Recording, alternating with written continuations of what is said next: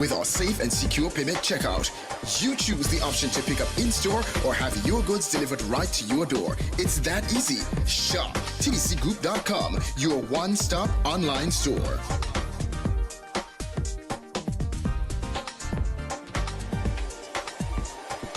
Shop anywhere, shop anytime, same quality you love. Now online. Shop www.shoptdcgroup.com.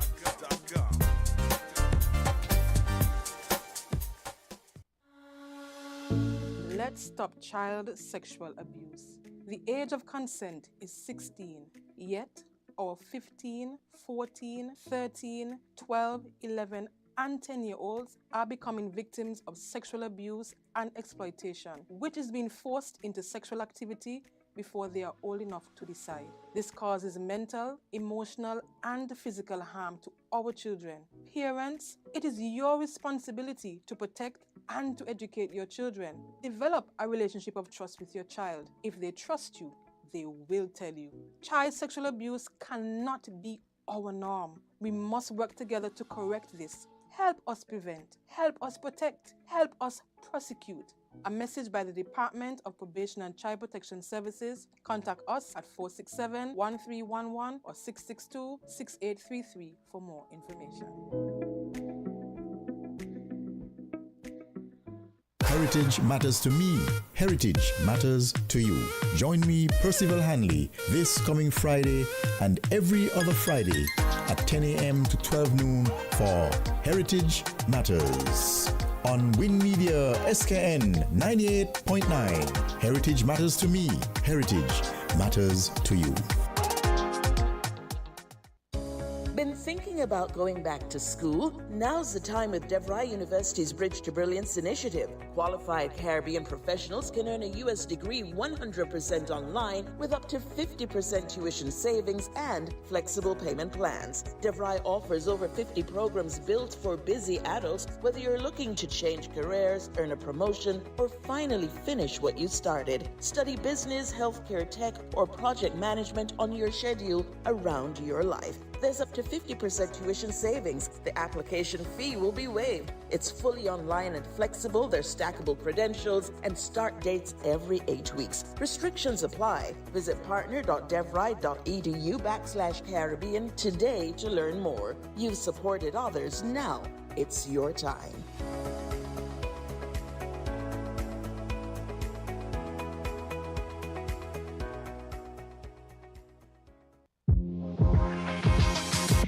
Welcome to Island Tea with your faves. Keep it locked in with us for your daily dose of hot tea only on Win Media 98.9. Good morning. Another rainy morning in the Federation of St. Kitts and Nevis. Thankful for the blessings, but the water is all over and the water is plenty. To the Federation of St. Christopher and Nevis, good morning. To the regional and international diaspora, good morning.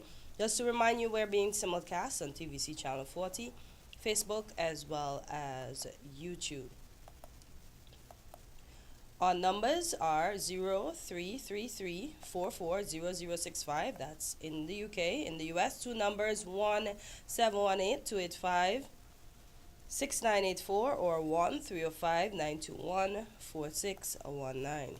Our local number, 466-0989. Quint, how are we doing on this rainy morning? I'm okay.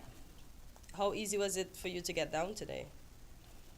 Fairly easy. I walked down as usual.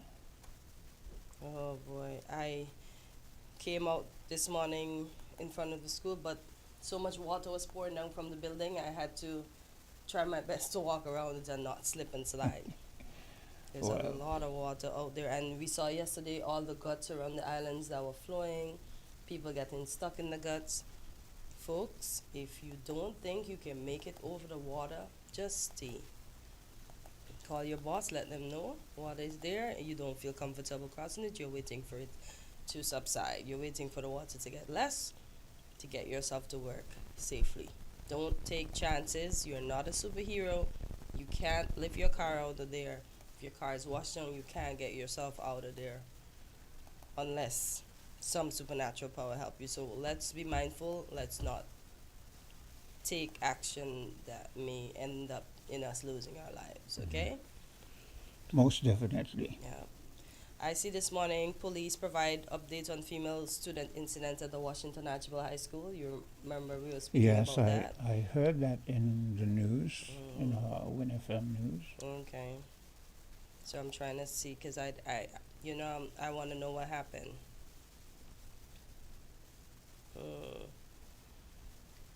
Okay, so I'm not seeing anything of significance, so I'm happy that she looks like she's recovering. So I'm happy to hear that. Okay, and it acts, as you said, you heard it in the news, the public is asked to respect the need for confidentiality. So I like that, so that nobody will go and disturb the young lady in a Yeah. sense, because you know how we as a people can be. And let's hope that otherwise she gets good family support and Yeah. community support, Hmm. because she's going to need that to, become more wholesome again and have a positive life thereafter. Yeah, definitely. And I'm looking at Dominica. I saw just yesterday. I don't think I sent it to you, but they are building. They have some nice little nature huts, like they're building it in the ground, Yeah. and then they have doors that you enter, and it's close to the falls and other nature trails and stuff like that. And I'm looking at something here, and I really see Dominica is really, their ecotourism is really on the boom and on the rise. Well, that's good. The native tribe is included in it too. They said they recorded a 23% increase last year in the number of cruise passengers. Oh my gosh, the waters look so serene. The Kalinago folks are in it too. The Boiling Lake. That's something I never got to go to. I would love to go to that. You've been to Dominica? Plenty Okay. of times. Oh boy, it looks so good. It makes me want to go to Dominica now. And jump in the water? Yeah, the water looks so pristine, and listen, it looks so good. So Quint, what's on your mind this morning? Nothing really. Just thankful for the rain, even though people might complain. How beneficial is the rain going to be for the farmers, since you're into farming? Well, it depends. For me, who mainly have fruit trees and banana trees and so forth, it's fantastic. But for those who have, especially those who have watermelons, it's going to be a problem, because too much water tends to, the fruit tends to get kind of spoiled on the part where it touches the ground. Yeah, it affects You that would kind think of. watermelon would have a good effect with water. The fact that it has the name water in it. Well, Wow. not the case. Oh boy. But for most other plants and vegetables, it's okay, unless it's like a lot of rain and it makes a pot and it kind of washes away everything, then you have a problem. But if your land is properly, let's say, plowed and have good beds and slanted in a way so that the water just goes through, then that's perfect for the rain. But too much rain is always going to be a problem, though. But it's funny how yesterday I heard somebody in one of the videos saying that we don't want for water. It's how we deal with the water, because Yeah. you saw this. I don't know how much you saw, but the Kiongut, Yeah. all of those places they just had a lot of. If we had, this is why governments, well, maybe they're going to say money is the problem, but what government needs to do is to build a lot of catchments, reservoirs, and have them in a way so that water, when we have this excessive rain, the catchments are such that when one on a higher elevation gets filled, it goes to another one on a little lower elevation, and so on and so forth. And then from the bottom go up, they're always filled. That's how it used to be in the older days. It's just that the catchment were much smaller because the population was smaller then. Yeah.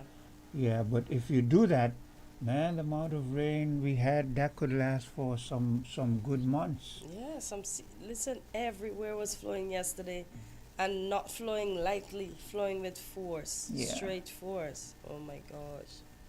Hmm. I'm still looking at. Let's. I have something here with our, as we would say in local Caribbean terms, our big friend from the U.S. And it says Trump says U.S. Saudi bond more powerful than ever after signing $142 billion arms deal. Yeah, Wow. arms. In a world like we're living in with so Mhm. much tension, arms is what they're dealing in.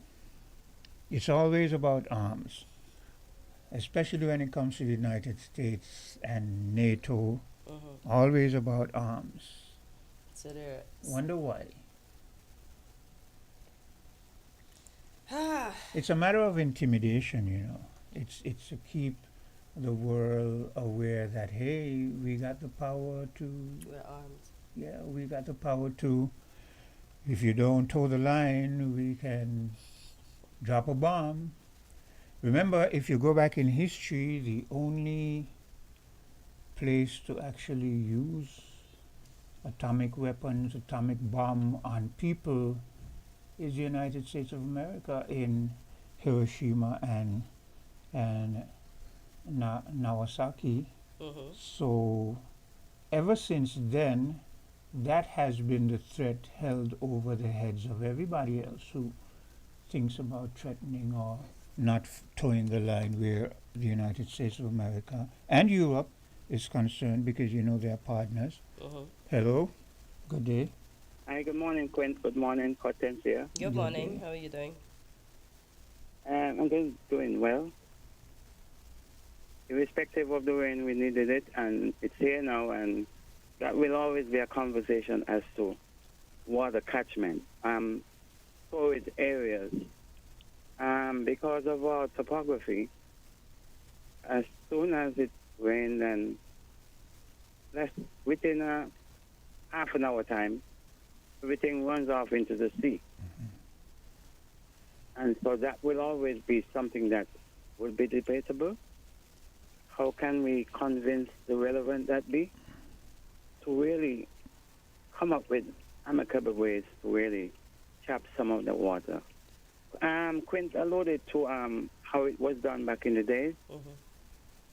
And yes, we do have a few water sources, but it not suffice to really be for the growth of the nation in terms of our population and other development.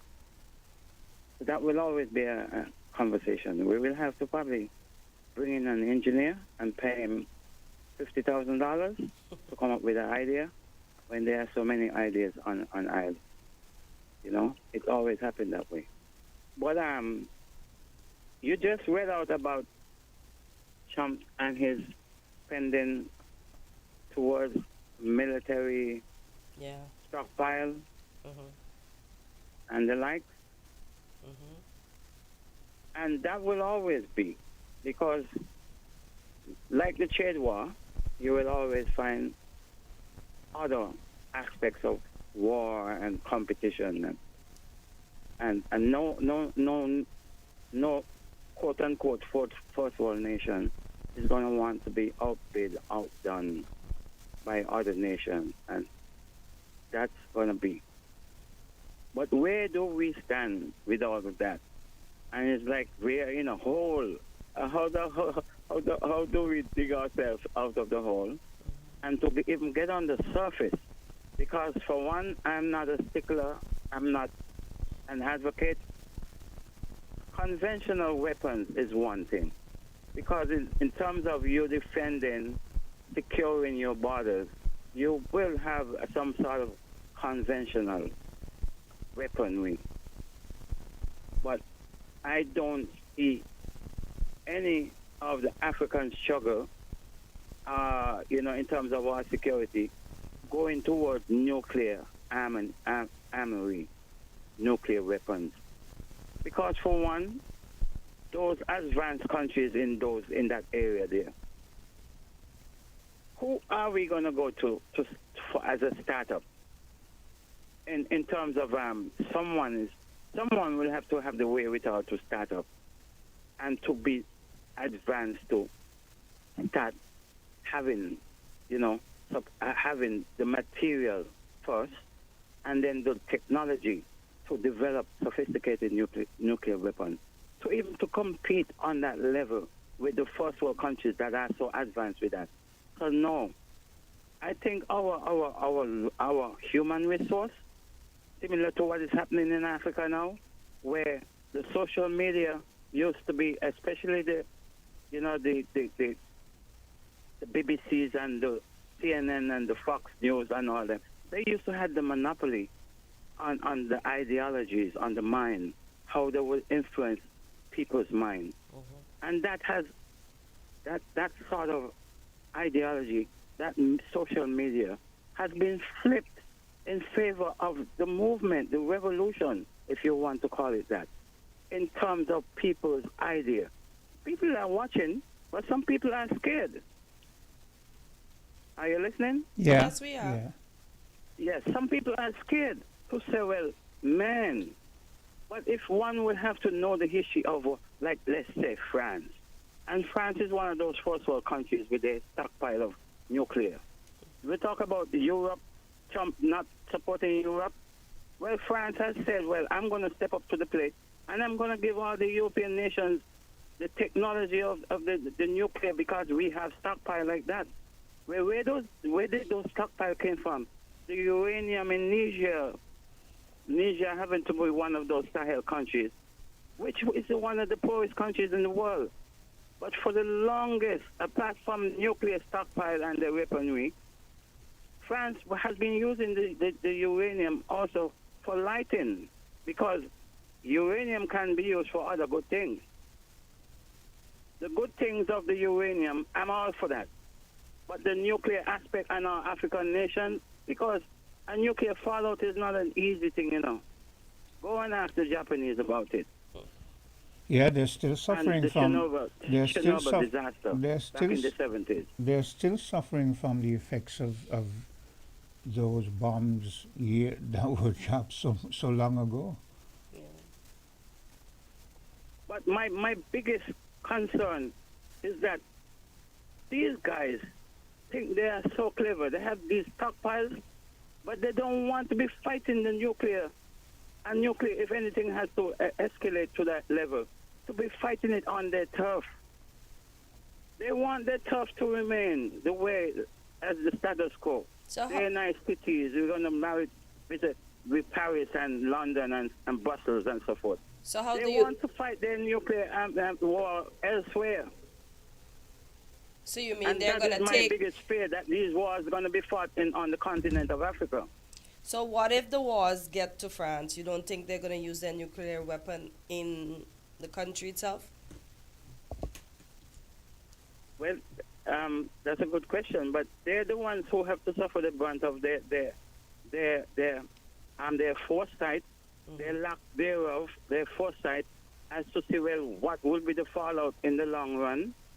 They will have to be living with these things. Anyone will have to live.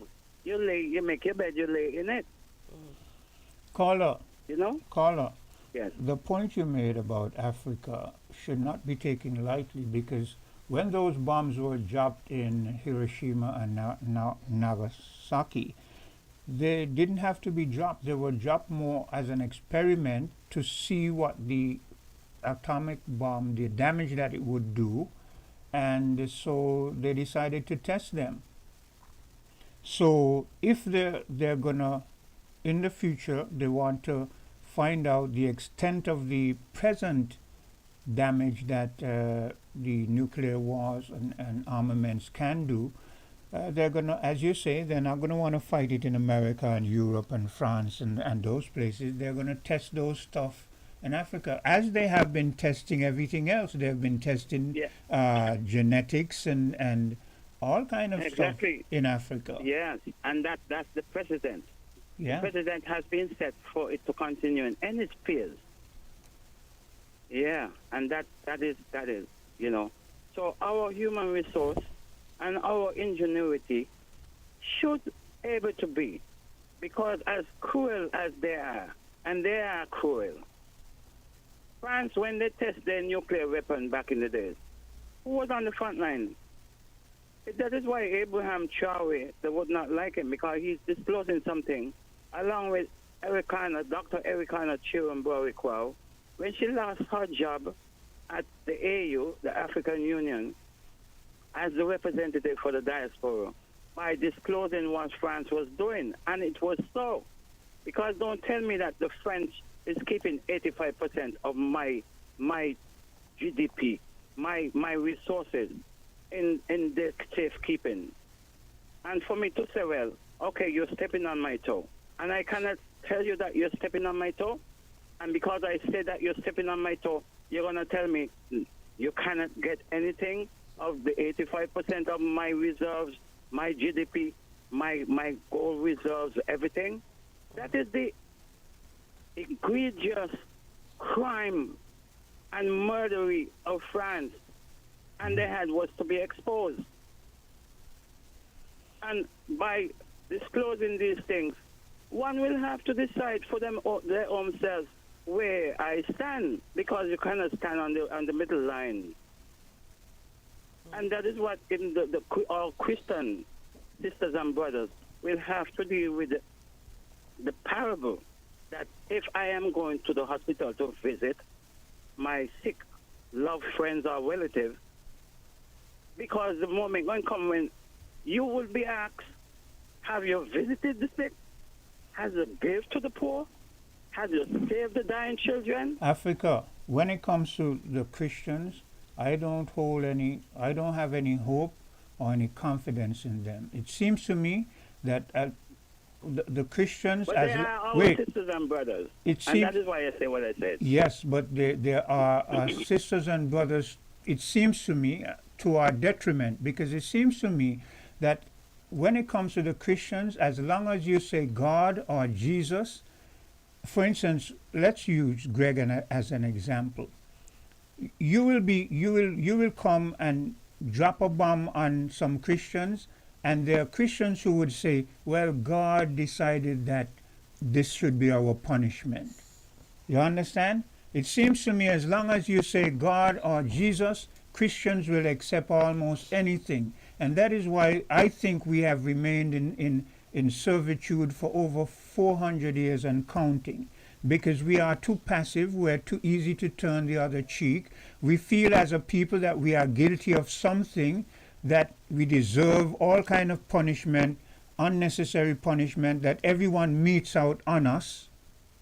I mean, I don't understand it, but that is the case. But yeah, that's so true. But Quinn, a statement like that, if a Christian or a Christian assembly will have to say, well, that is the punishment, that is from a sick mind, a sick, psychologically damaged, ill mind, that words will utter out of any individual mouth to say such. But aren't we a sick? From this sickness of indoctrination.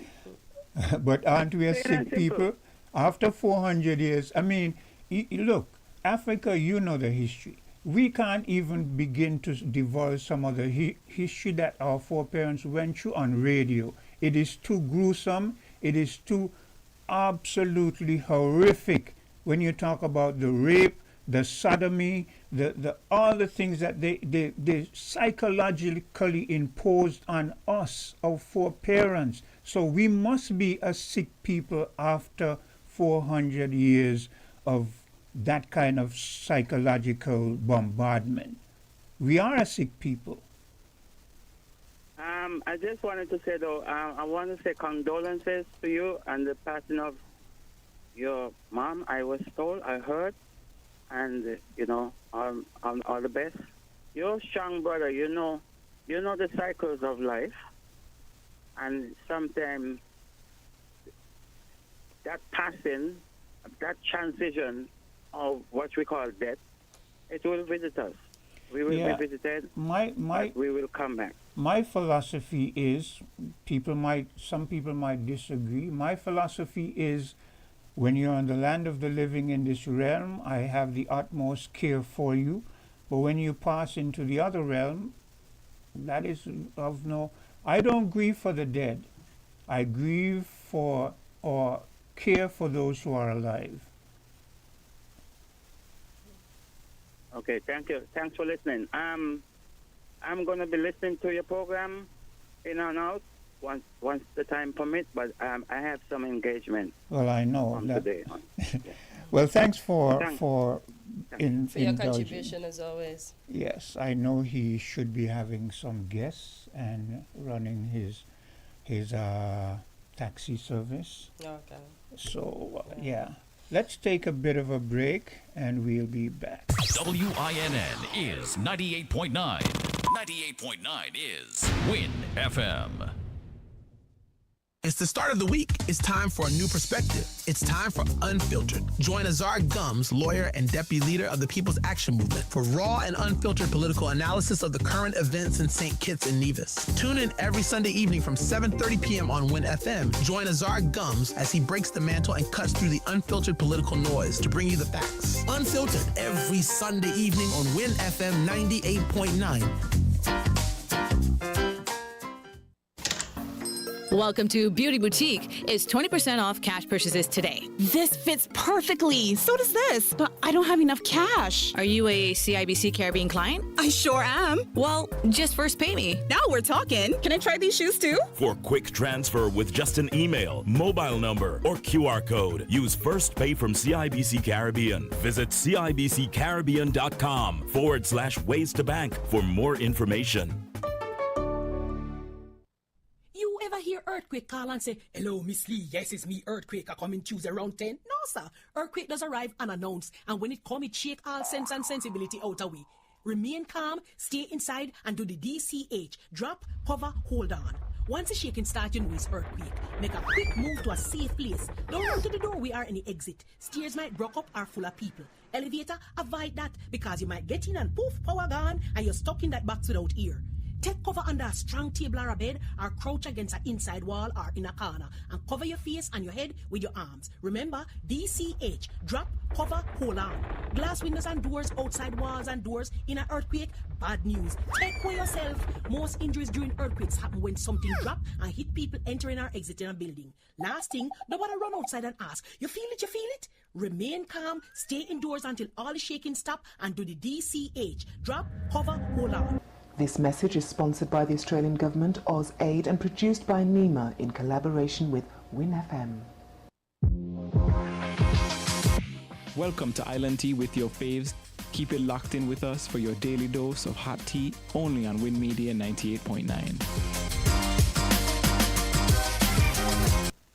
And we're back on Island Tea, and I just noticed here, I see Trump announced his plan to lift punishing sanctions on Syria. I know those are one of the countries that I saw an article on that advised Americans not to visit. And the article says that President Trump announced Tuesday that he plans to lift sanctions on Syria following last year's fall of the Assad regime, saying the move will give them a chance at greatness. He loves these words. The removal of the sanctions is a significant win for Syria, for the Syrian government led by Ahmed al-Sharaa, who seized power after the stunning defeat of the Assad regime in December. It is likely to be seen as a blow by the Israeli government. It is likely to be seen as a blow by the Israeli... What does the Israeli government have to do with that? Let me read on, though. Which escalated military and territorial advancements in Syria in the wake of Assad collapse. So they're trying to say that the Israelis were moving in. Look, that is a complication I don't fully understand, and I'm not going to get too mixed up in it, because it's a sort of a back and forth. One time, well, recently they were not for the people who they call terrorists, who were sort of terrorizing the population in Syria, but it seems since this last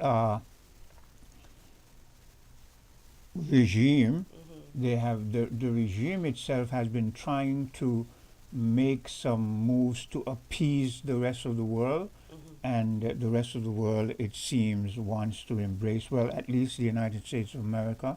But when America embraces anyone who overthrows, because this is a coup, okay? Yeah. Remember, they have a problem with the coup in Burkina Faso and Niger and Mali that are productive. Yeah. So it makes you question, when the United States agrees with people who are part of a coup, what is their agenda there? And often what happens is chaos continues.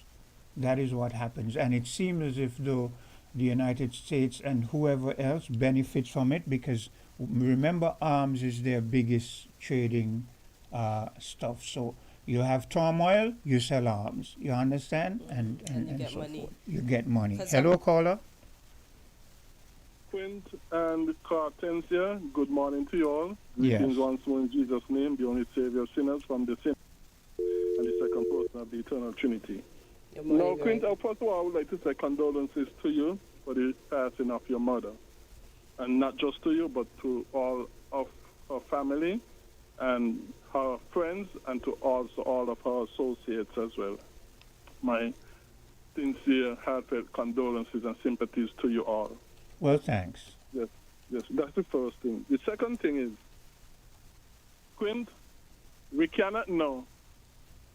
We cannot, let me say this, we cannot defend or justify in any way the knowledge of the existence of good and evil. And therefore, without the Bible, and therefore, without the Bible, we cannot really justify how we know, for example, slavery is wrong. You know, for example. So the Bible is most important for us to be able to justify the existence of right and wrong before we can say this or that is right or wrong, or good or evil. Secondly, wait, before you move on, I'm kind of clarify. You said without the Bible we can't justify whether slavery is right or wrong. I don't want you to end there. I want you to elaborate. So, do you feel slavery was right or wrong? Based upon the Bible, the type of slavery that was practiced in the West, because not all forms are wrong. Because even the jail system is a form of slavery.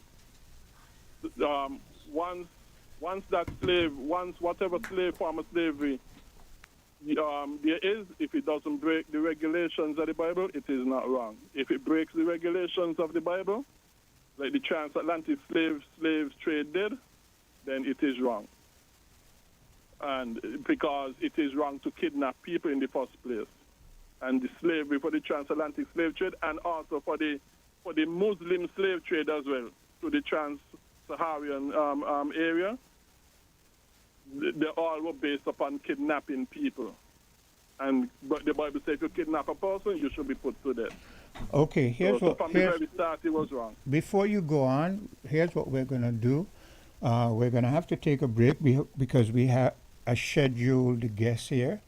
So let me call afterwards. Yeah, so we'll take. Let me call afterwards, no problem. God kill it. Yeah, so we'll take that break and we'll be right back.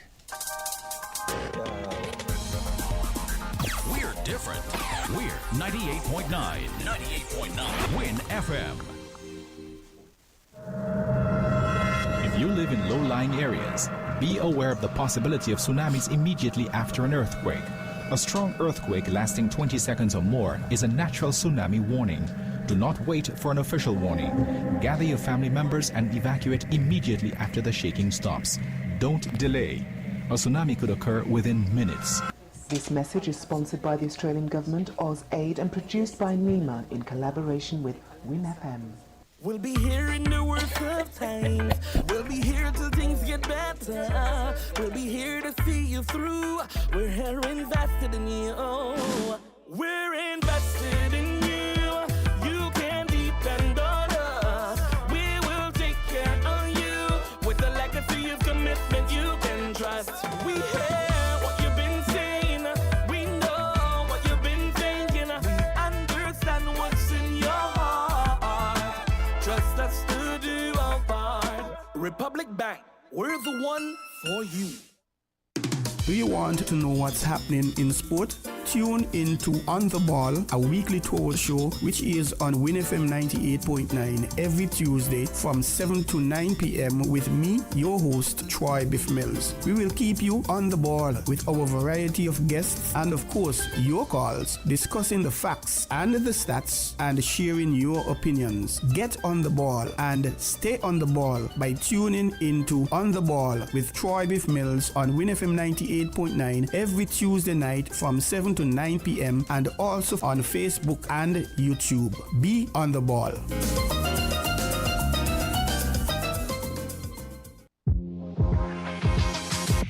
Welcome to Island Tea with your faves. Keep it locked in with us for your daily dose of hot tea only on Win Media 98.9. And welcome back to Island Tea, and in studio with us we have Mrs. Latoya Duncan, and this week's topic on Nutrition Nation, we're going to be speaking about hypertension. This seems to be a hot topic making its rounds, so I will let you begin. Welcome back to the studio. Hi, thank you so much. Pleasant good morning to everyone, and like our host said this morning, we'll be discussing Hypertension Day, which is actually scheduled for this Saturday. However, during this week, there's we are also looking at Salt Awareness Week, which looks to raise some awareness about the leading cause for hypertension, which is sodium intake. This year's theme is measure your blood pressure accurately, control it, live longer. But today, we want to try to focus a little bit on diet in order to help persons to achieve that goal by thinking about what's on your plate and how it can play a major role in controlling your blood pressure. Okay, so what should be on... First off, you said hypertension is because we consume too much salt, too much sodium. Mm-hmm. Isn't it hereditary? Not at all? Well, yes, just who we are genetically, we are at risk for high blood pressure, but it doesn't necessarily means that the chances of us getting it is a must. Okay. So there are some risk factors to which we can change that would help to reduce those risks. Some of them is diet, physical activity, for example. So even though you might hear some persons say, well, my family prone to high blood pressure, my family prone to diabetes, there are some set risk factors to which persons can implement, most of them lifestyle changes, and that can help to reduce the risk of them getting these non-communicable diseases. Okay, so we know World Hypertension Day is Saturday, May 17th. As we lead up to that day, what are some of the activities that your department has planned? Oh, well, for this week, particularly this coming Friday is the main activity, where we'll be having a live streaming activity looking at World Hypertension. We have a chef, Chef Sandy Mitcham, and she'll be doing some low hypertension dishes. We also will be doing some education sessions there. We have our guest host, Sister Sensia, Michelle Stokes, who would be with myself, and Janicia Pemberton, who is the nutritionist for the health promotion unit in Nevis. So all three of us will be there. We have some audience members from the various health centers in St. Kitts and Nevis, which would be there to take part in these sessions. We will be doing live, along with the live cooking demo, we also will have persons demonstrating how to do physical activity. We have a sexual health talk, and we also have a colleague who will be enlightening us on how to do deep breathing exercises. But during the week, through social media, we have developed quite a bit of posters, which we have already promulgated to the general public. What does sexual health and hypertension have in common? Well, my lovely colleague, Mrs. Lucy Pemberton Van, she would have done so lovely with that. So even yesterday we were discussing it. And hypertension is one of the ways to which some persons get certain conditions. And I don't even want to use her theme because I think she'll be using it Friday.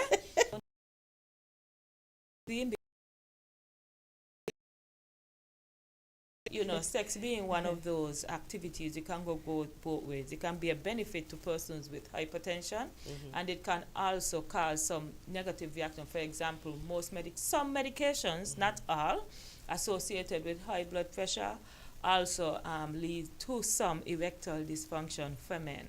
And sometimes that is the main cause where you have some males who actually would choose not to take their medication. not to take their medication as often as they are supposed to. So some of these things we'll actually be discussing on Friday. Okay. Yeah, I was just reading up some stuff on it too, and I see some of it of what, a bit of what you said, and the rest I'm not going to mention. I'm going to leave that specifically for this year because I want people to listen in come Friday. So what else will your department be doing when it comes to hypertension? I know this is something we talk about all the time, but we still don't seem to listen. We gravitate more to the bag of chips, our famous chicken place here in St. Kitts. I wouldn't call any names. You know, we just like all these things that are fast because they taste good. So persons do like high blood pressure, it often creeps up on an individual. That's why it is known as the silent killer. And that killer part is no joke. We have persons who have gone to hospital for getting stroke during that admission period. That's when they find out that they're suffering with high blood pressure. And so you'll find some individuals are not aware. Even recently during one of our screening sessions, we had a person who just came to randomly take their blood pressure and realized that their blood pressure numbers were elevated. That individual had to be transferred to the hospital right away. So we do have persons, because you don't feel any pain. You might have individuals who might say, well, I have a light headache, a headache, I have a bad headache, I have a slight headache, I have some blurry visions, etc. And that leads up to individuals becoming diagnosed with high blood pressure. However, sometimes you'll find these individuals who, for quite a while, they have been walking around with their blood pressures elevated, and they don't have a clue. And so sometimes some persons, this is actually fatal for some individuals. We have persons who have died without even knowing that they were hypertensive. So we do have, in our culture where persons consume quite a bit of foods high in salt, the saturated fat, and even the sugars that persons tend to take for granted. All of these things combined together, they can elevate blood pressure and prone persons to actually being diagnosed with high blood pressure. So we really have to be careful of what we eat and look at our blood pressure. On the other hand, a balanced diet, which includes vegetables and healthy grains as well as lean protein, can also help to reduce the risk and to regulate person's blood pressure naturally. We also have some foods that are high in potassium. Potassium is one of those nutrients that can actually help to lower blood pressure naturally. So for persons who only suffer from high blood pressure, for example, they can use foods like white bananas, because white bananas are high in potassium, to naturally help lower their blood pressure levels. Beans also help. So there are some ways in which persons can actually tackle and combat high blood pressure. I would always recommend that individuals, especially after becoming diagnosed, that you want to always ensure you get your own machine, so you can monitor yourself. Most of these conditions, they are now, there is self-management to them, whereas persons are able to manage themselves from home, to see what their readings look like, to know whether or not, if I'm feeling a little off today, because that term is usually associated with individuals who are not feeling too well. You might hear individuals, I feel off. They just can't put their finger on what is off, but they just don't feel like how they usually feel. So, if they have their own blood pressure set, they can actually test their blood pressure themselves to know whether or not it's elevated, if they need medical treatment, or if it could be something unrelated to their high blood pressure. So the self-management of these conditions, having your own test at home, is actually a great way of doing it. Eating a balanced diet, including those foods, more vegetables, for example, lean protein, and cutting out some of the saturated fats, the high salt foods and the high sugar foods. All those help to combat not only blood pressure, but also other conditions such as diabetes. I had a question, but it literally just slipped me. It related to hypertension. I know, what is it, boy? I seriously, the Maggie cubes and those soup things that we like to put in our... Salt bombs. But You see, to eat healthy is very expensive, but to eat That's debatable. poorly, That's debatable. it's debatable. Okay, but to eat poorly is good. It's at your fingertip. You can buy it. So should we omit all those flavorings and stuff then? Yes, because most of those are high in salt. When you look at a cube, for example, one of the Maggi cubes, you know, it is so small, and persons look at it, you know, packed with flavor, not much small, because it's smaller than a teaspoon of salt, which is the recommended amount for salt per day. You know, that actually having more salt for most of them than the teaspoon. And other than salt, you have in other chemicals inside of it. So the thing is, it's usually recommended you flavor your food with natural seasonings, herbs, thymes, whichever ones you have access to. And even though those herbs, well, what we use for our green tea, let me say bush tea. Bush tea, With parsley, with lemongrass, etc. Those are actually seasoning that persons can also use in their food. So it's not somewhat necessary that persons need the packaged soup, the cock soup, the chicken soup, the Campbell soup, the cube, the Maggi. You know, you don't necessarily need them. You just have to know how to flavor your food. We, in our culture, I mean, we use, I mean, for example, my mother would sit down on weekend and she would cut up a whole bowl of those onions, seasoning peppers, sweet peppers, all of them, a whole heap together. So during the week, you have quite a bit to use. But then we tend to put them in at the start when we are starting to cook, and that isn't how you actually do them. You are supposed to put them in at the end so that you can get the flavor from these food, from these seasonings. Because once you put them in the start, the flavor literally is, the more you go to them, the flavor just go. So if you put them in at the end, just before, like in lemon tome, just before you pot joy in, you know, while it's boiling in, you get the flavors from them. So this is when they're actually supposed to go in there, the onion, the herbs, the thyme, whatever it is you choose to use, the natural seasoning, that's how you would get the flavor from them.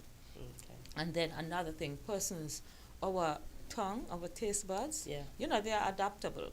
So if you are somebody on a low sodium diet, anything that even might be flavored, just salted regularly, not too much salt, it might be a little bit overboard for you because you're accustomed to really, really low salt foods.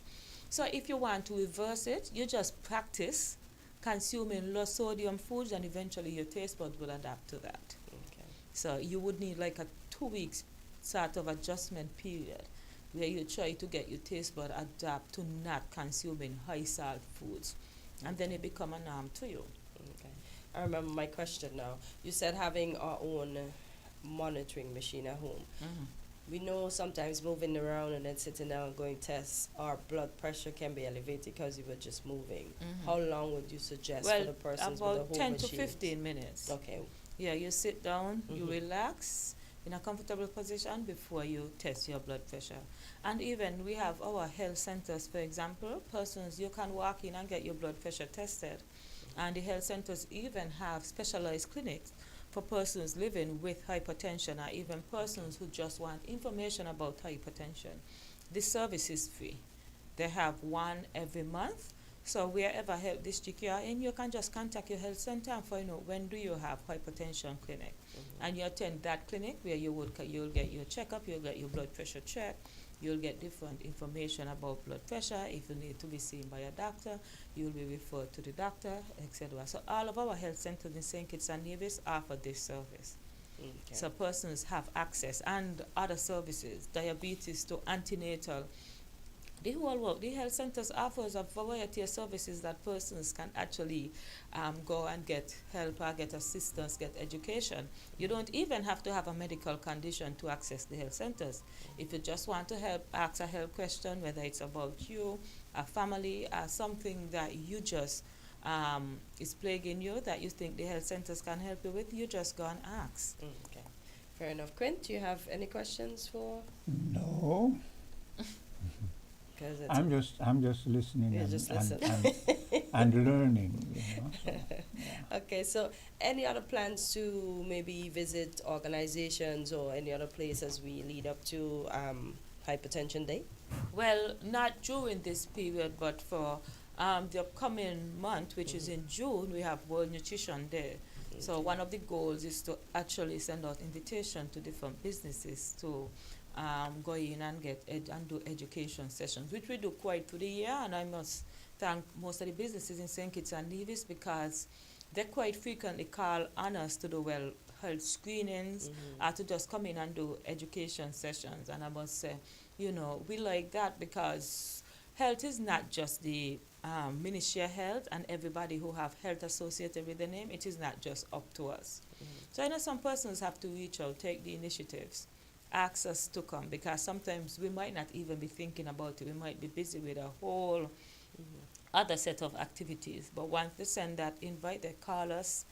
There's a form that they complete, and we show up, whether to assist them with the screening or to do health talks. Yeah, okay. All right. So could you remind persons of what is going to happen on Saturday, and if they need to get in contact with your department, how they do so before we close out? So, Friday, the 16th, Saturday is actually World Hypertension Day. However, on Friday at the Kuna Conference Room, we are having a live cooking demo and education sessions. Now, the space for persons at the conference room is limited. However, the Ministry of Health, we will have a live stream through ZIZ where persons can join virtually. So you'll be able to listen to the presentations, see the live cooking demo, and if the opportunity arises, ask questions through that live link.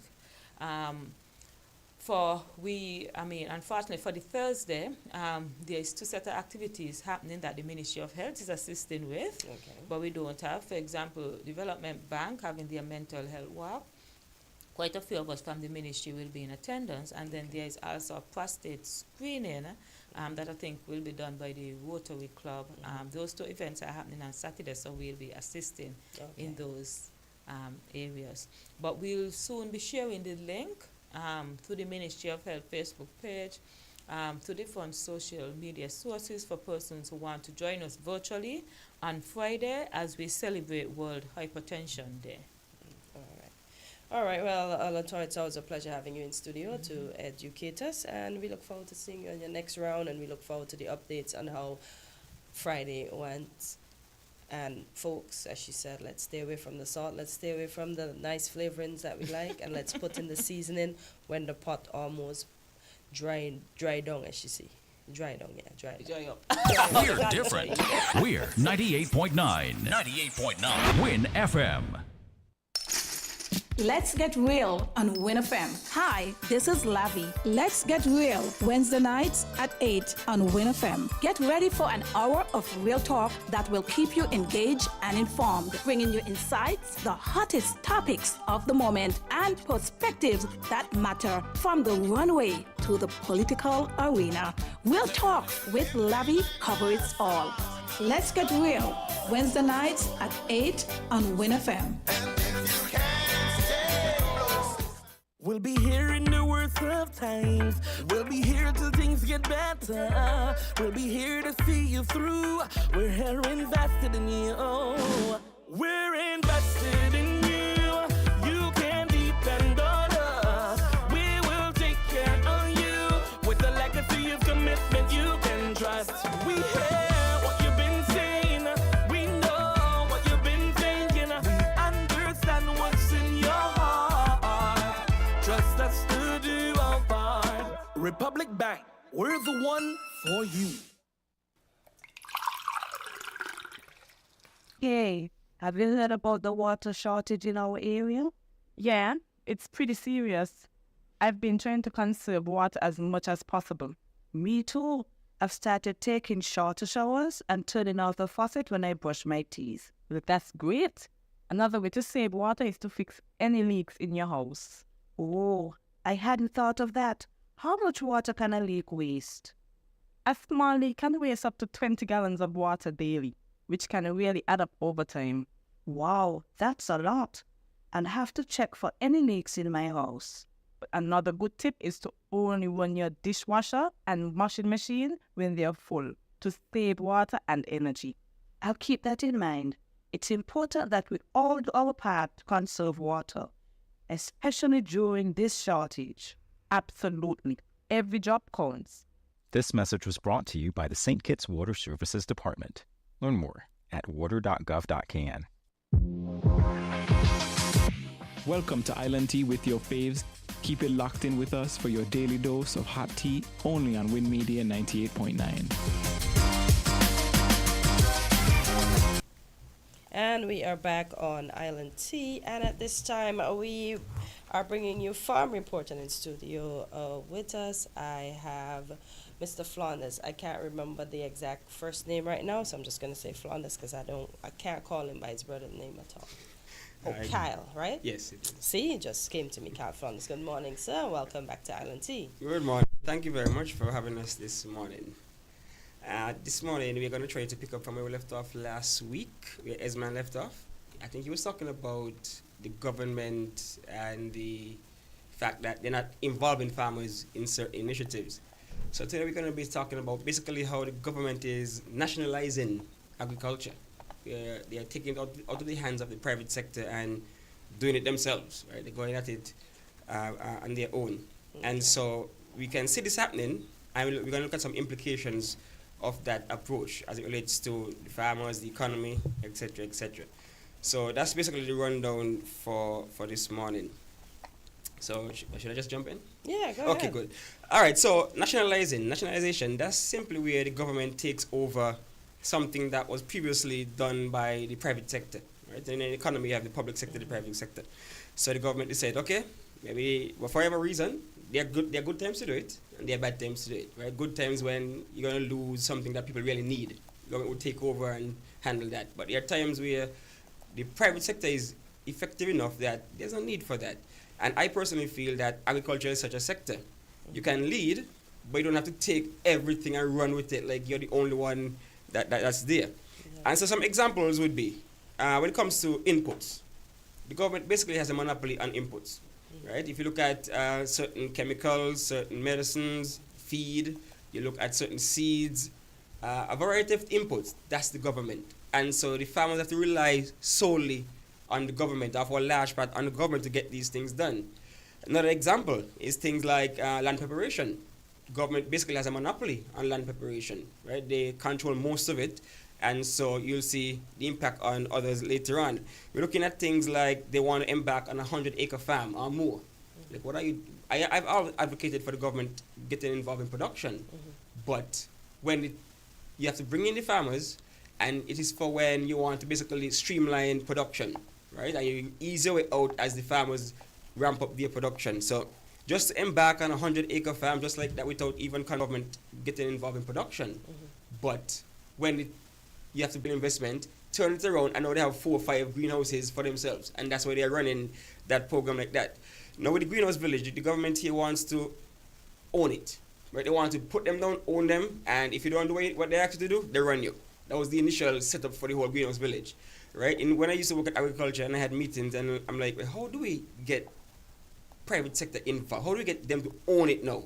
Because you know, if you own something, you're going to put in your all. Yeah, exactly. Right? If you have skin in the game, that's why banks say 20%, whatever. You have to have skin in the game. I can't get 100%. Right? Sometimes we see somebody in a rental property and they treat the rental property terrible. Yeah. Because in mind, right? You see rental cars zoom down the road in mind, right? So you have to be incentivize the farmers to own a greenhouse. Yeah. So that they can put in their all, do what they need to get it as productive as possible. But the thing is, let's put it down, and that's it. I mean, none has gone on since they mentioned it, right? So that's a moot point for now. You look at the Tabasco project, as Esmond was saying, there's no involvement with the local farmers. Like, how does that work? How do you get that done?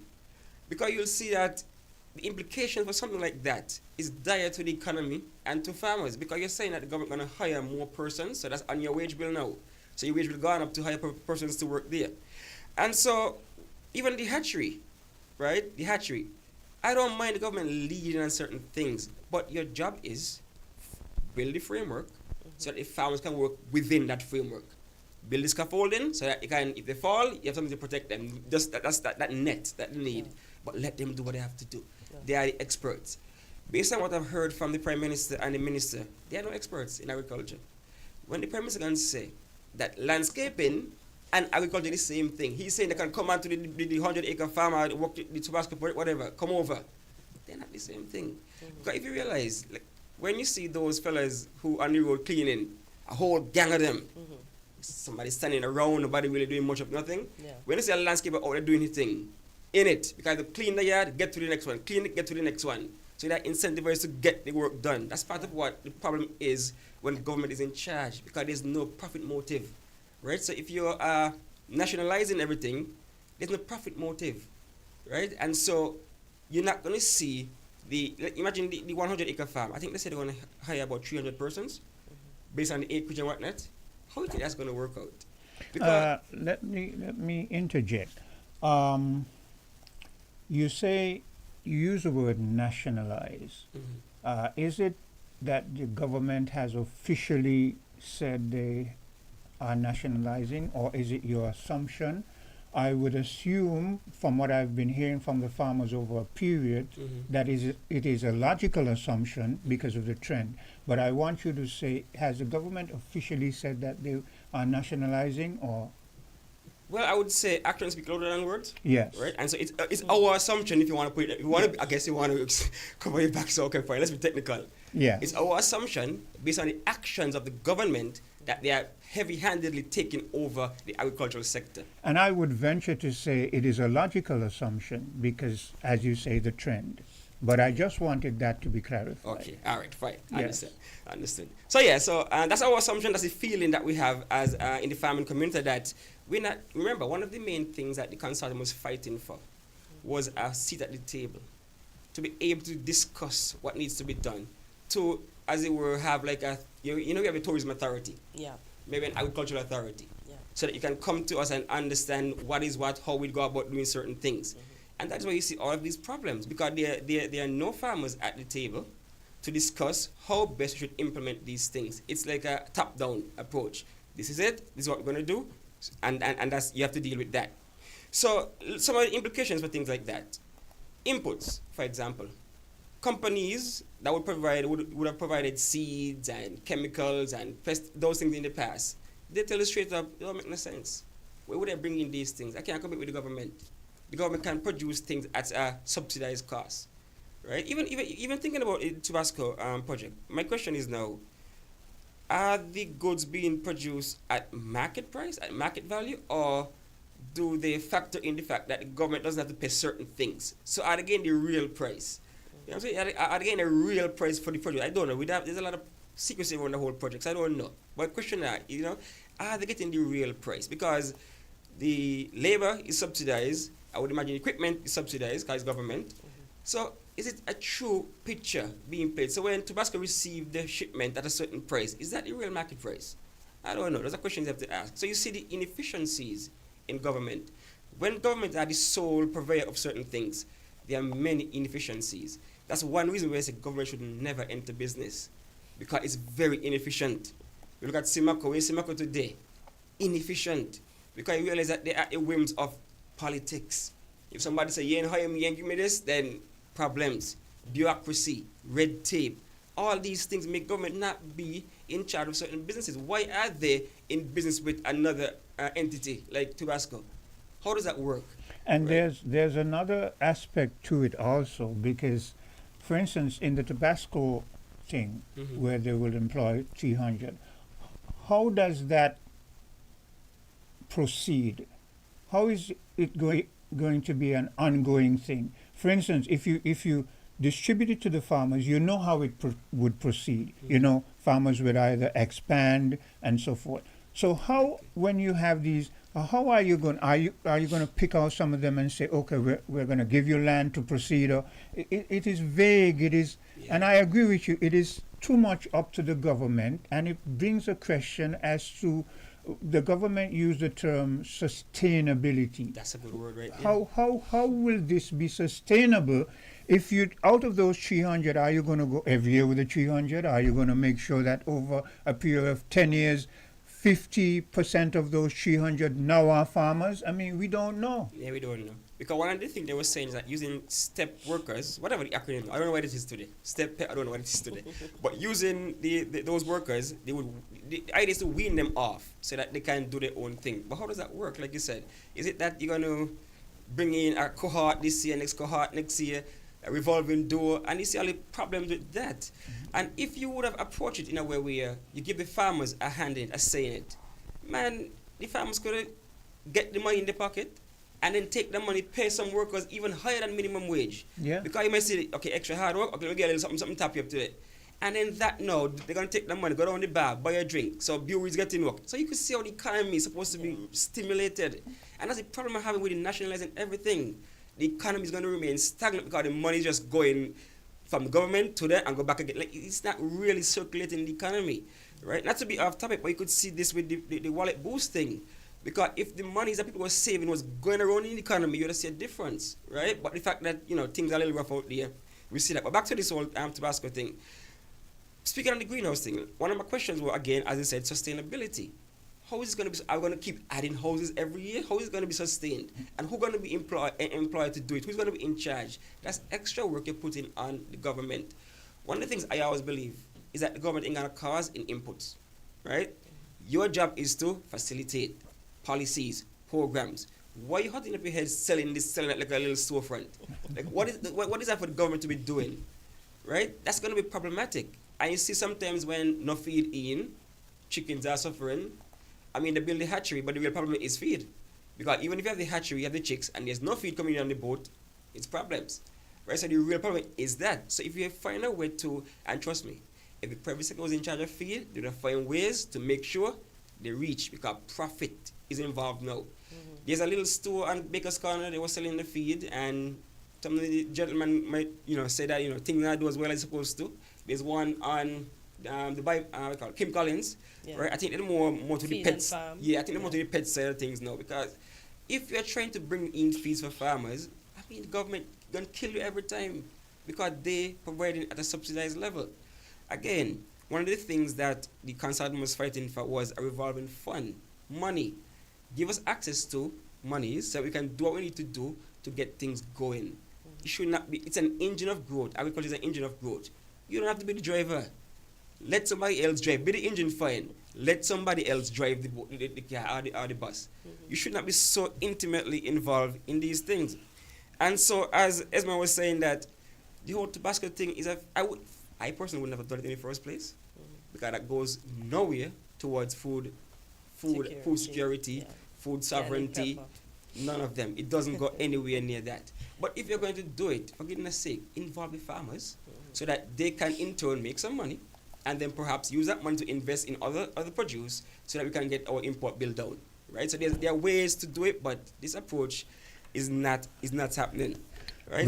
We have a call. Is there no, before we take the call, is there no hopes for talks so that we could get better at this thing?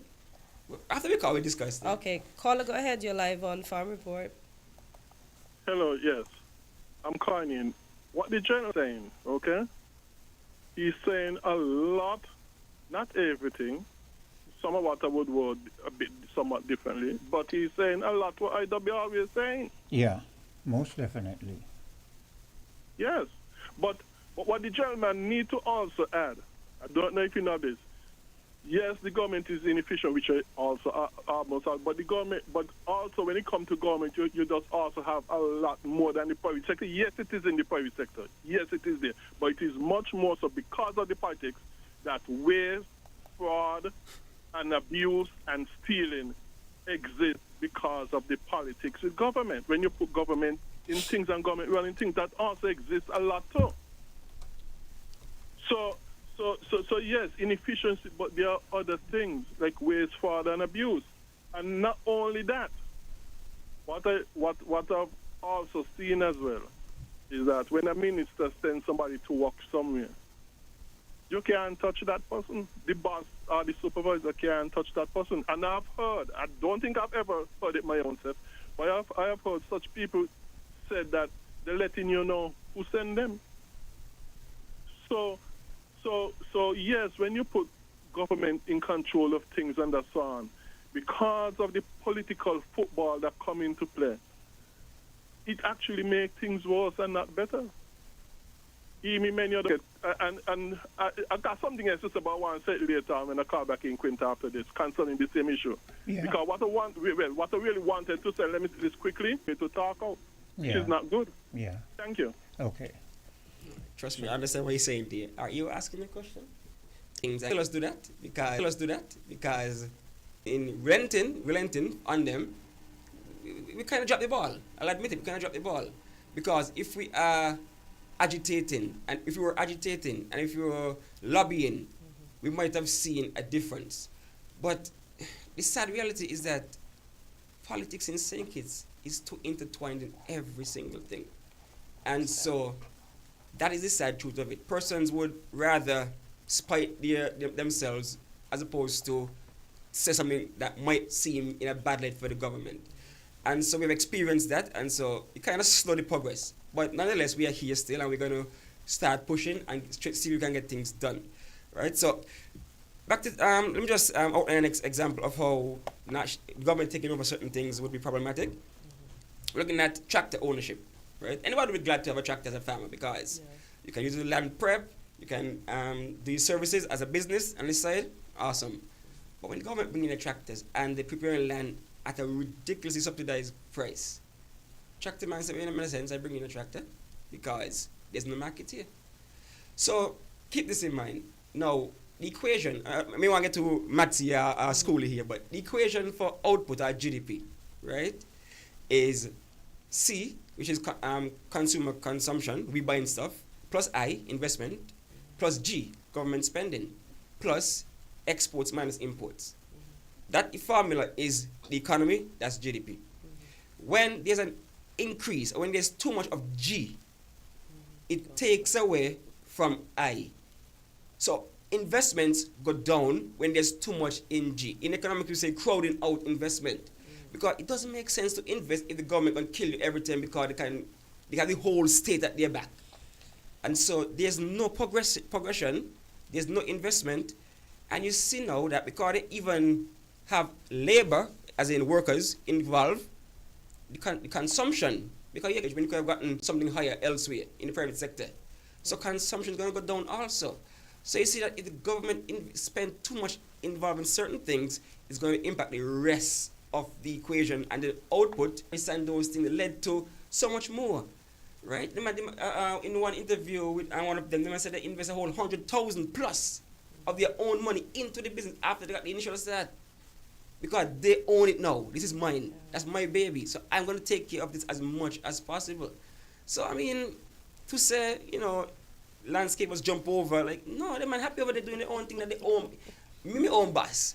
When we going landscaper jumping into that, he's not going to do it because he knows for sure, here I'm going to get my money, but now he has a question mark as to, so that's why we must commend the farmers. Let me ask you a question. Have you, as a farmer, I would assume that I'm not a farmer. I personally own farm. Okay. As someone associated with farmers and farming, I would assume that you do research along that line. Okay.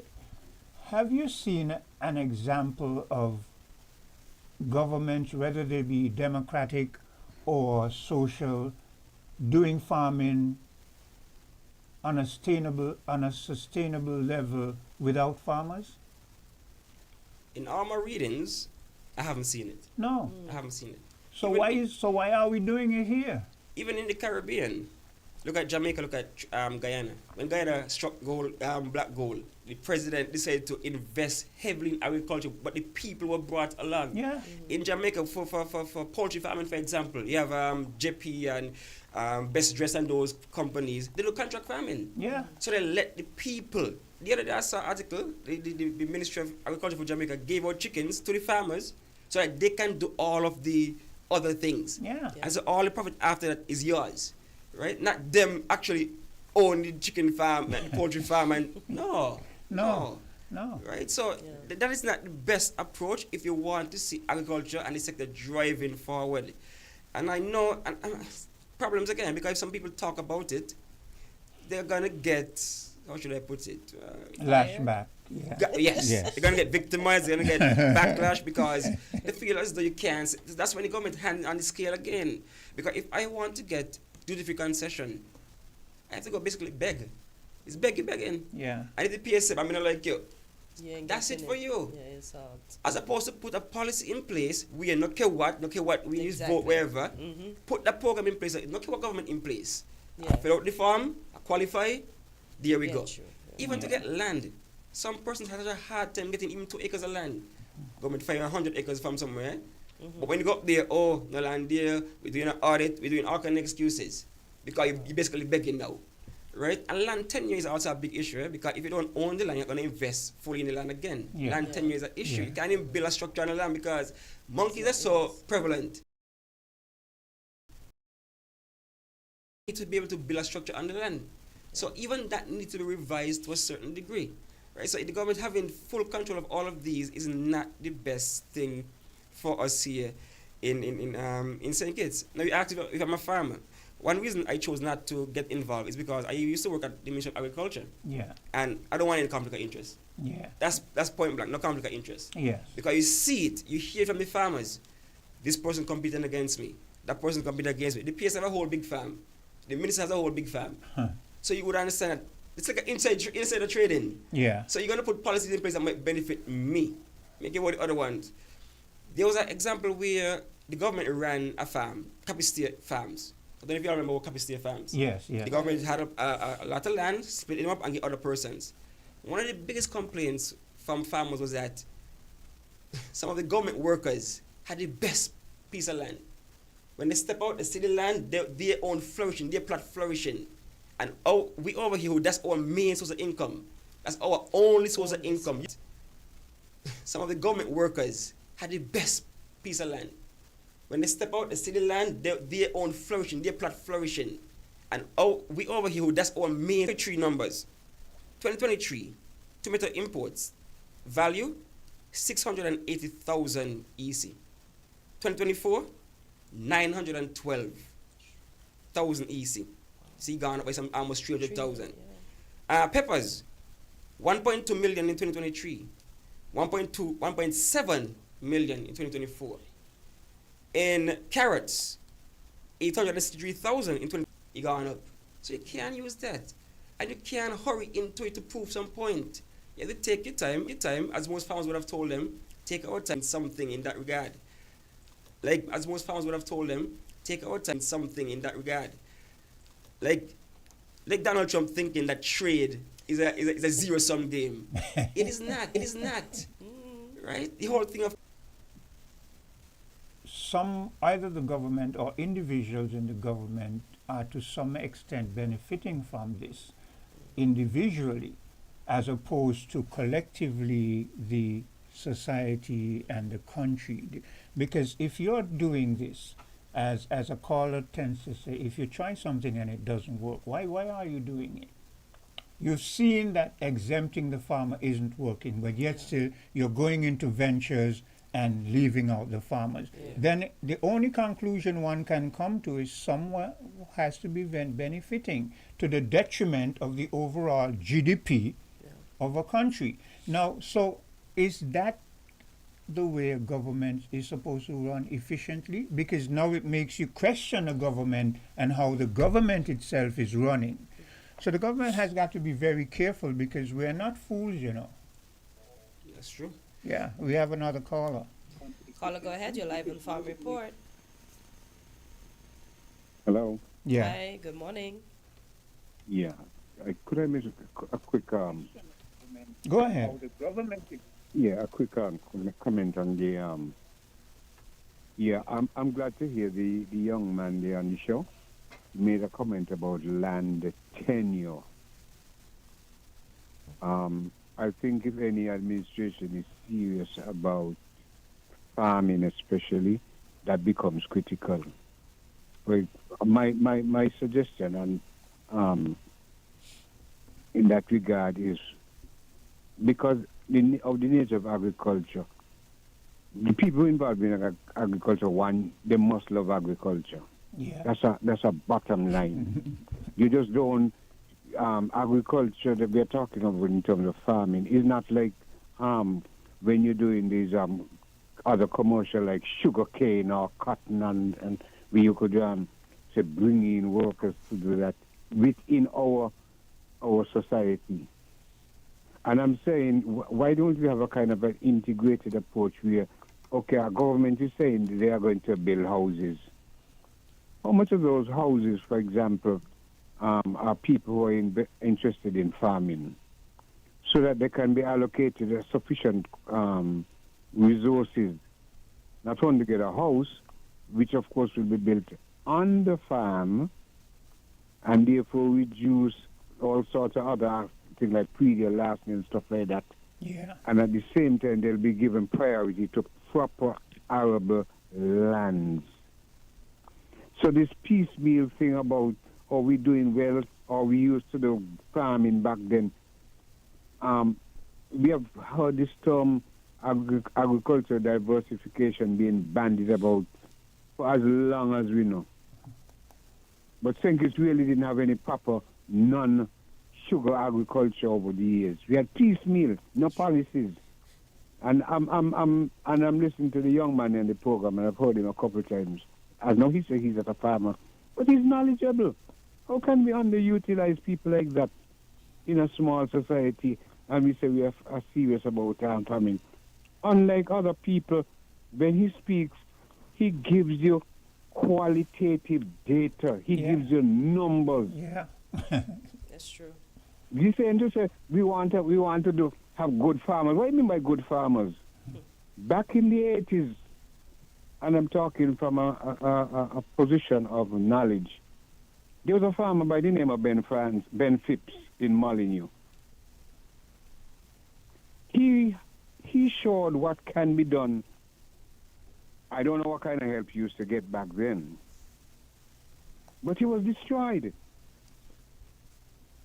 I have actual photos of him and his farm and what he did back then, but I won't bore with that. But I want to say that I don't think our authorities are treating persons in the farming industry properly. They feel that they can drive the process, and it's just frustrating these guys. But I'm telling them, keep the fire burning. Yeah. Thanks very much, sir. Thank you for your contribution. I like the point that the caller made about persons are not just going to just jump into farming just like that. Yeah. Right? Because sometimes when I taught at high school and you look at the subject selection, when it comes to agriculture, hardly any students want to do agriculture. Oh, maybe I need a hot sun. That's too much hard work.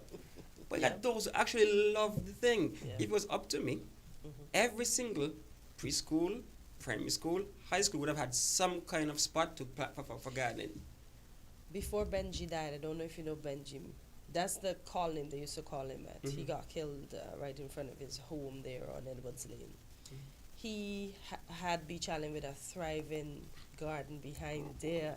Listen, I used to admire that garden when I passed, because the tomatoes look so good. Beach Island. Yeah. Like Beach Island hurt my heart every time I pass it and I see that place in just weeds. Overgrown, yeah. I actually, when I first entered the Ministry of Agriculture, we had what we call the Education Initiative. And Beach Island was supposed to receive some planting tools and that kind of stuff. We hoe up the land, plow the land nice and stuff. Politics came into the play. And so all those schools were left abandoned. Every time Beach Island were part of a FAO program also. Because there's a nice piece of land behind there. Yeah. It's a nice piece of land. You have a caller. Caller, go ahead. You're live on Farm Report. Yeah, Quint. And Katensa, I'd like to give, for example, international example, that the more government involved in anything, including go back and do a private thing, but do it in secret, where we take certain plots of land and do them privately, contrary to Monksito policy. And those farmlands that the farmer decided to do the things, and when Monksito went and privatized again, take the government hands off of it, the agriculture sector, they start to feed China again. The starvation went away. They start to feed China again. So what the young man is saying, when government gets into things, it ain't just a thing. I bring that to show that this ain't just a thing. This is an international thing. The more government gets into stuff, is the more it cripple it and send it backwards. Yeah. And this is a Bible principle. The gentleman, they're talking a lot about Bible principle, but he ain't know it. And he ain't doing it intentionally, but that is what he's doing unknowingly to him. Yeah. It's really Bible principles he's talking. Yeah. That I always say. Okay, thank you. Okay, and to broaden that a bit more. Even in AI recently, you see the Chinese government was trying to keep out the private people in AI. And when the United States of America recently came up and said they were so leading in AI, then they found out the Chinese people who were privately doing the AI came up and surpassed the United States of America. And again, we see a maturity in the government because the government says, oh, okay, so now you can go ahead doing the AI. Yeah. You understand? So at a fraction of the cost, huh? You understand? You understand? So here's a word that our leaders need: maturity. Maturity, yeah. Our leaders need to be mature enough to understand that when you have people, factions in your society who can do things, that excel at doing swallow your pride sometimes and say, okay, we made a mistake, go ahead. But this is the thing that seems to be lacking, maturity. Yeah, because I would tell you, farmers would tell you straight up, production is not the problem. We could produce anything, but there are no markets. There's no incentive in terms of financial incentives. There's no incentive in terms of investing in certain things. So government need to sit down, put the policies together, and then say, here are the policies. One of the problems I've had for a long time is that when farmers are going for money by a bank, the bank would say, you need a business plan, you need records, you need this, you need that. Go to the government, they're going to say the same thing. Farmers, you all need this. So you want to tell me that you can't meet the farmers them halfway? Yeah. You want to tell me it's going to be the same thing for years? I suggest, when I was there last couple of months, I suggested two things. You can either put an agriculture unit, business unit in small business, or the department develop an agriculture unit up there, so that farmers can actually come and sit down and get a business plan together. Let persons who good in accounting go out and let me see your books. How much you sold this year? Help them with the accounting and stuff like that. Like, let farmers produce. Yeah. Let others do the marketing, do the other things. But nobody budging, nobody doing nothing. Yeah, we have a caller. Go ahead. Caller, go ahead. You're live on Farm Report. Good morning. Good morning. Good morning. Now,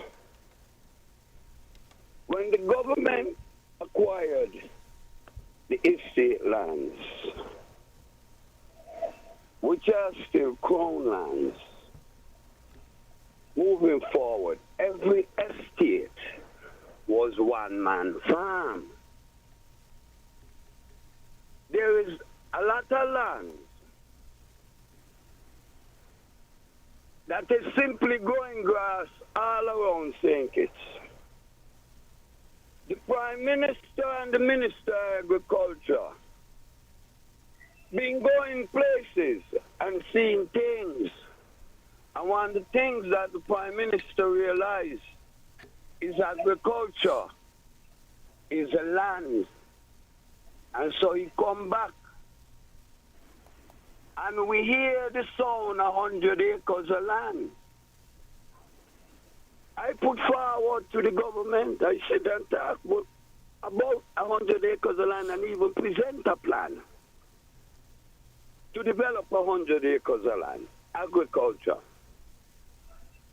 I'm not talking about giving a lease for 100 years. My brethren say, give us a guarantee of 10 years on the lands if you're serious about planting food and agriculture. Government intervention is necessary. We ain't got no money. We are slave children. Is set free without reparations.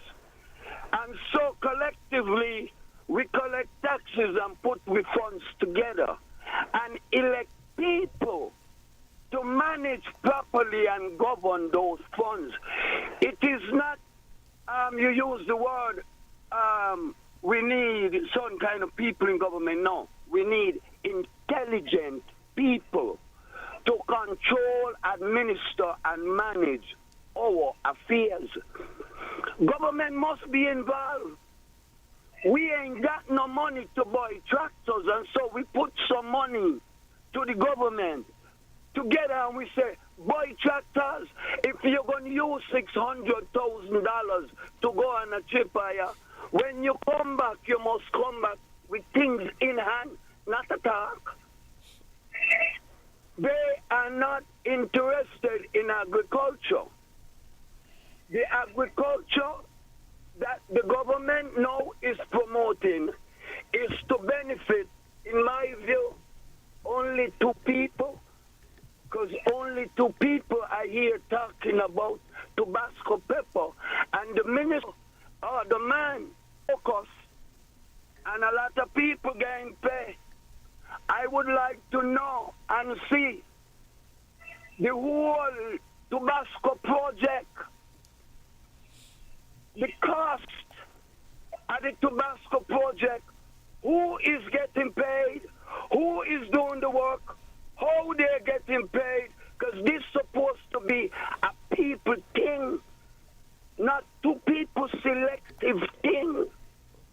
And in the end product, where the money going? The business, because they shift from food to pepper, hot pepper, and ganja. It's all a trick, it's all a game. People grandstanding, yeah, we don't pass this, we don't pass that. Ain't no farmer in St. Kitts gonna get a license. You're talking about growing medical grade, international standard, and we ain't know nothing but growing marijuana to smoke. Where is the food? Give us the lands. We are the farmers. Like somebody said, you must love farming. We depend on agriculture. We depend on the food. This is what we depend to pay the bills. Oh, for me truck. We want lands. We want to be able not to just make money to satisfy our personal needs, but give us the opportunity, as in the 25 by 25 within CARICOM, give the farmers the opportunity to be a part. Give the farmers the opportunity to produce. It is our work. We ain't sitting down in office and writing on paper. We go out, we take the risk. We plant the food and ain't know if the rain right now going to destroy everything. It is the truth and the life of a farmer. People think money and all that. Nobody look at the risk. The government ain't interested. They got 3 tractors, sometimes 1.5, and sometimes none. They bring in couple and say they're going to rent them to farmer. Rather than build their stock, we got to turn them away. Have a good day. Thank you for your contribution. But I often say, Mr. Flanders, why is it y'all and Nevis not working? Why is it that y'all and Nevis not working together? Because Nevis seemed to be thriving. I didn't even know Nevis had a desalination plant over there. I just found out yesterday that they won some award. Why is the cooperation not happening? It's a mystery to me, right? But I'll say this much. I was fortunate enough to start working at Ministry of Agriculture when we had a federal Minister of Agriculture, when Jeff was that. Yeah. And there was a lot of collaboration then. I went to some trips of Nevis, they came down, we were like a family, honestly, we were like a family, right? So it's politics again, because as soon as this party came into power, they basically shut off the valve on Nevis, and he had all kind of bad, I wanted to research, I started on the Hatchery project, right? I was one of them who started the paperwork on the Hatchery project, right, before whatever happened, right? And so I reached out to Nevis to ask them about, we were looking at a slaughtering facility. Reached out to Nevis to ask about theirs. Nobody wants to say anything, because there's this bad blood now. Because this current thing just like, the Nevis go where they're going. I couldn't believe the transition from working together, Alexis Jefferson and everybody working together, to they're just basically saying Nevis doesn't exist. Right? We brought in, Nevis told us about certain marketing things they're doing, certain things they're doing in store, a lot of things. We had back and forth meetings and workshops, everybody learning from everybody. And then Valve just shut off. So it's a political thing, it's a mindset thing, it's just not in the benefit of the sector. Right? Not in the benefit of the country. Yeah, because look, no matter how you want to twist it and turn it, no matter how you speak about sustainable development, the only true sustainability we have is in food security. Yep. If a war or whatever and we're cut off, Yeah. the only true sustainability we Being able have to is feed that the we folk. could feed ourselves and get through that period Yeah. until we can't do it right now. Yeah. I don't understand why it's so hard to understand from a government perspective. Because if you look at it, like, I went to Jamaica to study. And as a student, you're broke, so you ain't got a lot of money. But because they're producing their own food, you got up there, avocado, cheap. The salmon, whatever is in the forest, cheap. The banana, everything cheap. So you would realize that if you produce your own food, you're actually going to bring down the cost of living. Yeah. And so if you're talking about import bill, you're talking about hardship. If food was cheap in St. Kitts, we'd be able to take the money and reallocate it elsewhere. Yeah. We're able to take, okay, instead of paying rent with this one because my grocery bill reduced by 150. Like, how can't you see the link between food production, food security, and tobacco come in? How tobacco come into this play? Like, it doesn't help anybody in terms of food security. How does it come into play? Now, you have the question now because Tabasco is Louisiana. Southern Western University is Louisiana. So I don't know what the arrangement is between the whole. I know they work closer together, so I don't know if there's a whole arrangement with the whole thing that we give you a scholarship, you all give it. I don't know what it is. Nobody know what it is. As the caller asks, where's the money going? Where's the government pocketing the money from exporting whatever? That's not going to go in the economy. Where the money going to last somewhere else. But if it's going in pockets of people, hard-working farmers, then it could have been reallocated elsewhere. Maybe pay workman good, they take the money, spend it elsewhere, everybody good. Right, get the economy moving. Government ain't gonna cause involved so deeply in certain things. And these errors they're making, man, come talk to the farmers now. Like, you see that things are not going the way it's supposed to go. 25 by 25 fail. You see you want to go do 100 acre, come talk to the farmers. Do something. You have a whole cannabis thing now, authority, cannabis board, whatever. What the farming want? What do you want for farmers? So that we can discuss agriculture. Right, this whole cannabis thing again, tobacco, cannabis, where we eating? What are we eating? The same resources could use for tobacco, for cannabis could use for that. If they've done their research, they'll realize that in a lot of developed countries, when they legalized marijuana and the whole industry came on board, no small man benefit. Big pharma came in and took over. They took over. In Jamaica, when you look at the Mali brand and stuff like that, the money took over. That's why the small man is crying out like, this is not what we asked for. All these fees and stuff, we can't touch that. We would never reach that kind of level there. Right? I actually just the recreational thing, so we cool. I said they wanted this whole highfalutin thing, like, I don't know what all about, right? But the whole idea of them being so heavy-handed, the gentleman mentioned the word maturity. I would put in innovation. Innovation is in the private sector. Because you want to find ways to make money. You're not gonna waste nothing. You want to find ways to make money. So you're gonna be innovative in what you do. And innovation drives the economy, drives small businesses. Most big businesses are no longer innovate. They buy up whatever they see coming up. Right? Facebook buy IG because IG was coming up to kill them. Google bought YouTube because YouTube was coming up. So they don't innovate And no more. that is what you call a monopoly. Exactly. And we don't need a monopoly because if you have a monopoly, look at Skelek is a monopoly. Right? Look at that, you ain't got nowhere else to go. Where else you going? Only one. Right? Monopoly means just one. If you don't have any alternatives, where you going to go? You're going to get knocked out. No competition, no nothing. You just get knocked out all the time. And so right now, with agriculture, with the government being so heavily involved, it's not good for the farmers. The caller said, they are good at what they do.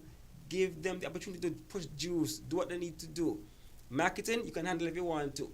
But even so, incentivize someone in the private sector to become a middleman, to be a marketer, right? So there was a gentleman, he came in and he had an idea about peppers also. He wanted scotch bonnet peppers and stuff like that. But when he did the math, he realized the dance can't be for the lights. So right there we realized we can't go that road. So I just wondered how Tabasco get in. Like, what is the money behind that? Yeah. He asked about the cost. But based on the budget, it was $5.5 million they put to the Tabasco project in 1 year. One budgeting cycle. No, let's think about wrapping up. Okay. We do have a caller. Hello, let me see. Hello, caller. Morning, guys. Morning. Yes. Now I'm listening to the young man there, right? And he said something that it's kind of it's sad. Can you hear me? Yeah, we're hearing you. We're listening. Yeah, it's sad, the statement that he made, because he said before, when he was working with, I think, with the Jeffords in Nevis. The agriculture. When it was federal. Yes. When we had the unity government. Right. When they were working together, they were like a family. Yeah. And things was going good. And government changed, and like he said, it's like they said, forget Nevis. But how can that be? If they said that, how can that be when Mark is jet setting here, there, and everywhere with the Prime Minister like their bosom buddy, and like you said, they are family. So what do you mean? Is it that they're just looking out for themselves and they don't care about the people? Because that just so don't seem right. It don't seem right. It don't sound right. And it's sad to hear the farmers over and over crying out, and it's like it's just going on deaf ears. That's correct. Like the government don't care. The government, as far as I see, the government have proven that they don't care about feeding the people. They use the word sustainability all the time, which is so laughable. It's like an insult. Every time they say the word sustainability, it's like they're spitting in the people. I think it's fierce. Because you don't do nothing to sustain the country. You don't do nothing to sustain the people. Like your guest said, if there should be a war, anything, we all should learn from COVID. The place shut down, nothing can import, nothing can come in. How long can you sustain yourself? Do they sit back and think about these things? It is just so sad. Honestly, listening from out here in the diaspora to hear the people, the farmers crying out and it just falling on deaf ear. It's sickening. But there is, man ain't realize there is coming a time though when you see them ships there, them pontoon will come in, they're not going to come in. What you're one day. Like, it's time to get busy so that the farmers can maintain the country. The people can feed themselves in case of anything. Guys, you have a good day. Thank you for your contribution. Okay. Yeah. You're saying in wrapping up. Okay, so just one or two things. The Tabasco project, based on the budget, 0.5 million. Just each family, let's say 500,000, a million. I put that in a revolving fund. You come and pull, and then you pay back. Imagine how far that would have gone. 5.5 in 1 year, They didn't even draw down. Based on what the budget said, 5.5, one shot for the Tabasco project. The thing about the lady said about COVID, I thought we would have learned for COVID because there was a point in time. I happened to start in 2020 in agriculture, and there was an emergency meeting. Things looking dire. In 6 weeks, we're out of food. Ships might stop coming. Everybody get desperate. It was just fair as they introduced a rabbit program to give us rabbit to eat as a source of meat. I remember That's how desperate it got. So does the real ships come in? Oh well, that's that. Yeah. Right? So this whole talk about food security and food sovereignty is just all talk. When you hear someone going to say that we just how Europe used the plantation to build the economy, we could use it the same way. How? And it's the same thing. We don't own the factors of production. We don't own the value-added product because the value-added product is the Tabasco sauce. And that's where you get the money from, not the pepper. Yeah. Because the pepper is just bare minimum. Yeah. Right? So to end it, I just want to say the government need to incentivize investment. Put incentive in place so that the farmers can invest in, not only the farmers alone, the input suppliers, the big corporations who used to provide seed, used to provide premix, used to provide these other things, that they just say, okay, government doing it, so we got to chill out. Incentivize investment. That's my last thing for you. Just let that marinate. Yeah. Well, let me say to you that the Farming Association needs someone like you. The way you think, your progressive thinking, your imaginative thinking, your research, your expression. You are eloquent when you speak, you break it down so people can understand. So the Farming Association needs people like you who can communicate. The government Because needs people like communication is a key factor in every aspect of everything. So let me commend you. Just to say a note on that, I know you weren't here when I first came on the show, but when I first came on the show, I was assistant secretary in the Ministry of Agriculture. And it was these same thoughts that got me out today because they just wasn't having it. So, but I'm in the consortium right now. I'm trying to do my best in there, but again, politics in there, again, even in that organization, and stifling progress still. Well, so. you see, this is the case because our government lack, come back to that word again, maturity. And foresight. Our government, I made the example recently where I said, I'm a father. I have 5 children. Sometimes my children disagree with me. And when they disagree with me, what do? I stop and I think. I say, wow, I know my children love me, so if they disagree with me, it must be for a reason. So I analyze the reason. And then I might find myself going back to one of my children and saying, look, that discussion we had the other day and your disagreement, I thought about it and you're right. I'm a father. But I must be mature enough to communicate with my children so that they can communicate with their children down the line because I set an example. And this is what we need in our governments. Our governments must be mature enough to take criticism. I mean, you're not going to have young people who are going to just swallow up everything. Yeah. That is not going to happen. A part of being young is to rebel. I know that because I remember when I was young, I was rebellious. Sometimes I look back and I think to myself, okay, I learned from my rebellion sometimes to the negative, you understand?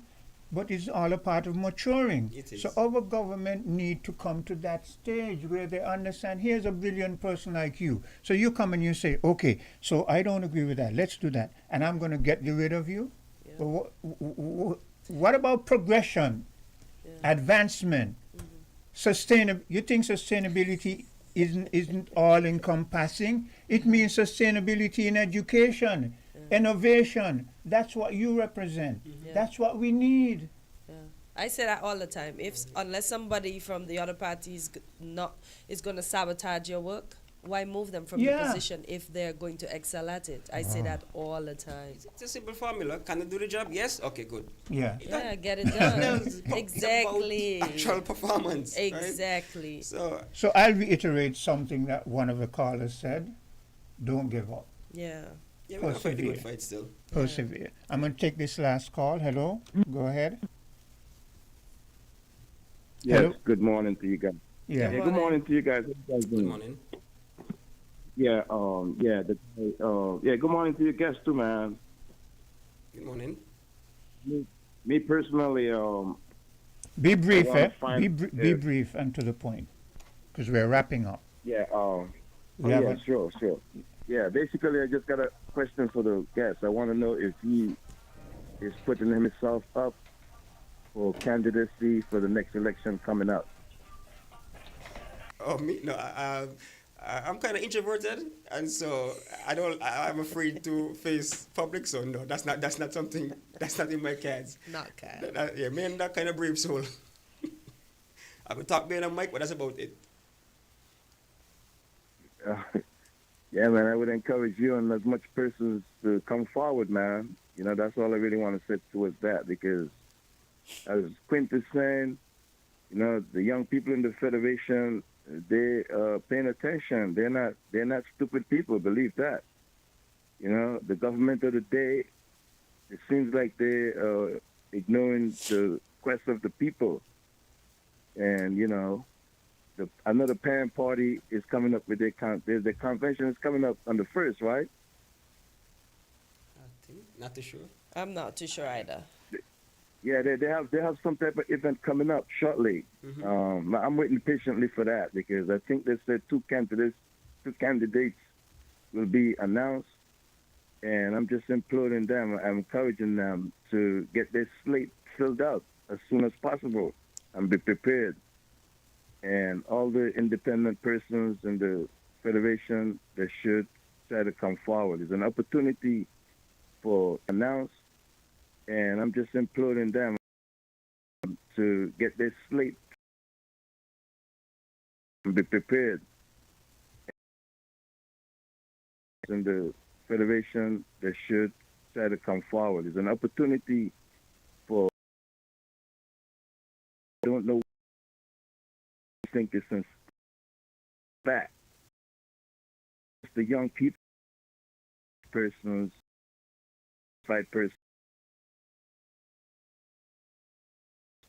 Because it's a great opportunity to knock some of these recyclable politicians out the way. The Federation need a new start. The Federation need, new ideas and new people. And I want to encourage people as much to come forward and participate. The next election is rapidly approaching.